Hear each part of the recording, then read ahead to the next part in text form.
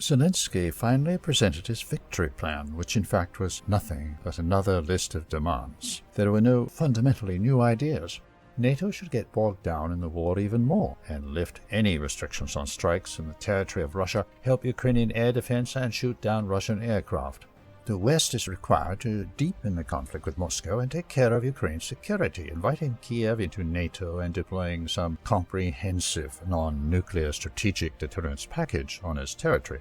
In response, Kiev sells Ukraine to the West. Europe and the United States will be developing Ukraine's strategic and economic industries. Thus, they will get access to Ukrainian resources. Moreover, Zelensky proposes to replace the U.S. contingent in Europe by the Ukrainian military after the war. Taking into account Ukrainian military experience of constant defeats, Europeans are unlikely to accept such an idea. From the very first point, Zelensky's plan is not a peace, but a war plan. This is a list of unrealizable wishes which Ukraine's allies have disavowed.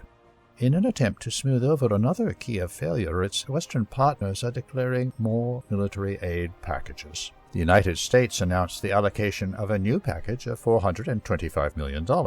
It will include missiles for air defense systems, unnamed air-to-ground ammunition, armored vehicles, and other munitions.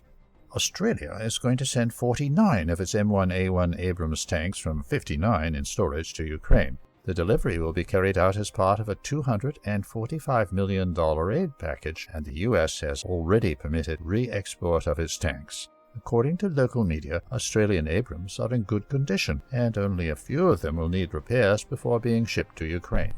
The U.S.-made Abrams tanks showed their low efficiency, and Ukrainian forces have already lost most of them on the front lines. But a new batch of Abrams from Australia could help Kiev not only to compensate for the loss, but noticeably increase the total number of these tanks on the battlefield.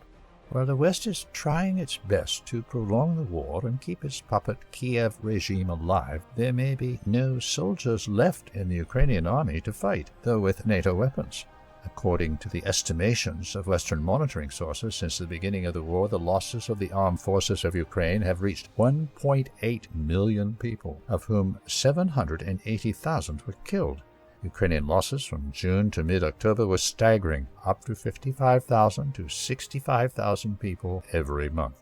Suffering from intolerable losses, Kiev intensifies mobilization, sends youth, elderly people, and women to the front, urgently hunts down fresh cannon fodder on the streets, and allows foreigners to command its units, etc.